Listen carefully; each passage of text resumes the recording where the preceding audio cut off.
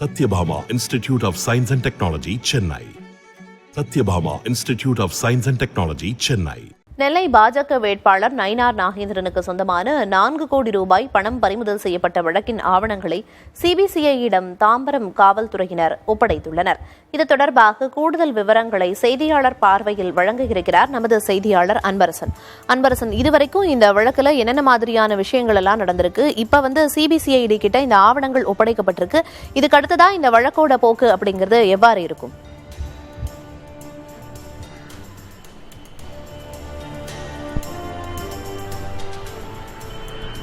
பாஜக வேட்பாளர் நயினார் நாகேந்திரனுக்கு சொந்தமான ரூபாய் 4 கோடி பணம் பறிமுதல் செய்யப்பட்ட வழக்கானது நேற்று முன்தினம் சிபிசிஐடிக்கு மாற்றப்பட்ட நிலையில் தற்போது வழக்கு தொடர்பான அனைத்து ஆவணங்களையும் தாம்பரம் போலீசார் சிபிசிஐடி அலுவலகத்தில் ஒப்படைத்திருக்கிறார்கள். குறிப்பாக கடந்த 6ஆம் தேதி தாம்பரம் ரயில் நிலையத்தில் ரூபாய் 4 கோடி பணத்துடன் 3 நபர்கள் கைது செய்யப்பட்டார்கள். குறிப்பாக சதீஷின் தம்பி நவீன் மற்றும் அவர்களது நண்பர் பெருமாள் ஆகிய 3 நபர்கள் கைது செய்யப்பட்டார்கள். அவர்களும் நடத்தப்பட்ட விசாரணையில் இந்த 4 கோடி ரூபாயும் தேர்தல் பணம் பட்டுவாடாவிற்காக நயினார் நாகேந்திரன் கேட்டதாகவும் அதற்காக தாங்கள் நெல்லைக்கு எடுத்துச் செல்வதாகவும் அவர்கள் தெரிவித்திருந்தார்கள். இதனையடுத்து 3 நபர்களும் கைது செய்யப்பட்டு அவர்களிடம் வாக்குமூலம் பெறப்பட்டது.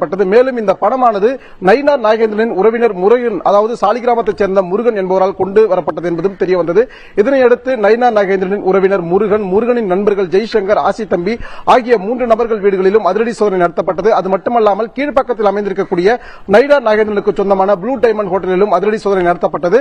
இந்த நிலையில்தான் இந்த வழக்கானது தற்போது சிபிசிஐடிக்கு மாற்றப்பட்டிருக்கிறது. குறிப்பாக இதற்கு முன்னதாக 2ஆம் தேதி, அதாவது வருகிற 2ஆம் தேதி நயினார் நாகேந்திரன் நேரில் ஆஜராகி தாம்பரம் போலீசார் முன்னிலையில் விளக்கம் அளிக்க வேண்டும் என தாம்பரம் போலீசார் சம்மன் அளித்திருந்தார்கள். இதற்கு முன்னதாகவே நயினார் நாகேந்திரனின் உறவினர் முருகனின் நண்பரான ஆசி தம்பி மற்றும் ஜெய்சங்கர் ஆகிய 3 விசாரணை நடத்தப்பட்டது. அதில் முருகன் என்ன சொல்லியிருக்கிறார் என்றால், வாக்குமூலத்தில் இந்த பணத்திற்கும் தனக்கும் சம்பந்தம் இல்லை என்றும் பிடிபட்ட பணம் அனைத்தும் நயினார் நாகேந்திரனுக்கு சொந்தமான பணம் என்றும் அவர்கள் பாதுகாப்பிற்காக 2 நபர்களை தன்னிடம் கேட்டதாகவும் அதற்காகத்தான் தன்னிடம் பணிபுரிந்து வந்த ஆசி தம்பி மற்றும் ஜெய்சங்கர் ஆகிய இருவரிடமும் தாம்பரம் ரயில் நிலையம் வரை தான் அனுப்பியதாகவும் அவர் தெரிவித்திருந்தார். இந்த வாக்குமூலங்கள் அனைத்துமே வீடியோ பதிவாக தாம்பரம் போலீசார் பதிவு செய்திருந்தார்கள். இந்த நிலையில்தான் பணம் பிடிப்பட்டது தொடர்பாக பாஜக வேட்பாளர் நயினார் நாகேந்திரனிடம் விசாரணை நடத்துவதற்காக 2வது முறையாக அவருக்கு சம்மன் அளிக்கப்பட்டது. ஏற்கனவே முதன்முறையாக சம்மன் அளிக்கப்பட்ட நிலையில் அதற்கு கால அவகாசம் கேட்டு அவரது வழக்கறிஞர் ஜெய்கர் என்பவரின் மூலமாக கடிதம் கொடுத்திருந்தார். இந்த நிலையில்தான் சில தினங்களுக்கு முன்பாக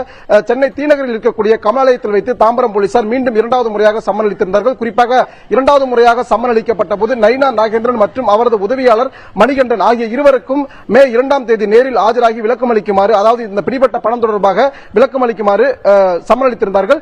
இந்த நிலையில் தான் இந்த வழக்கானது பெரும் சர்ச்சையை ஏற்படுத்திய நிலையில் நேற்று முன்தினம் இந்த வழக்கை தமிழக டிஜிபி சங்கர்ஜிவால் அவர்கள் சிபிசிஐடிக்கு மாற்றி உத்தரவிட்டிருந்தார். இந்த நிலையில் தற்போது இந்த வழக்கு விசாரணை அனைத்துமே ஆவணங்கள், அதே போல பிடிப்பட்ட செல்போன், அந்த ஏற்கனவே கைது செய்யப்பட்ட 3 நபர்களிடமிருந்து 4 செல்போன்கள் பறிமுதல் செய்யப்பட்டது. அந்த செல்போன் உள்ளிட்ட ஆவணங்கள் அனைத்துமே தற்போது சரியாக 12 மணி அளவில் தாம்பரம் போலீசார் சிபிசிஐடி எழும்பூரில் இருக்கக்கூடிய சிபிசிஐடி தலைமை அலுவலகத்தில் விசாரணை அதிகாரியான லோகநாதன் என்பவரிடம் ஒப்படைத்திருக்கிறார்கள். இந்த வழக்கு விசாரணையானது தற்போது அடுத்த கட்டத்தை நெருங்கியிருக்கிறது. குறிப்பாக நாளையிலிருந்து இந்த விசாரணையானது தொடங்கப்படும் என சிபிசிஐடி அதிகாரிகள் தெரிவித்திருக்கிறார்கள். குறிப்பாக பறிமுதல் செய்யப்பட்ட 4 செல்போன்களில் யார் யாருடன் பேசியிருக்கிறார்கள், அந்த ஏற்கனவே கைது செய்யப்பட்ட சதீஷின் தம்பி நவீன், அதே போன்று அவரது நண்பர் பெருமாள் ஆகிய 3 நபர்கள் இந்த பண விவகாரம் தொடர்பாக யார் யாரிடம் பேசியிருக்கிறார்கள், இதில் நயினார் நாகேந்திரனுக்கு தொடர்பு இருக்கிறதா அல்லது ஏற்கனவே வாக்குமூலம் பதிவு செய்யப்பட்டதன் அடிப்படையில் இந்த வழக்கு விசாரணை அடுத்தது எந்த கட்டத்தில் நெருங்கும் என்பது குறித்தான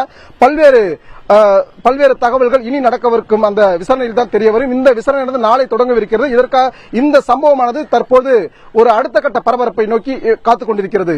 நிச்சயமா வழக்கு குறித்த முழு விவரங்களையும் சொன்னீங்க. விவரங்களுக்கு நன்றி அன்பரசன்.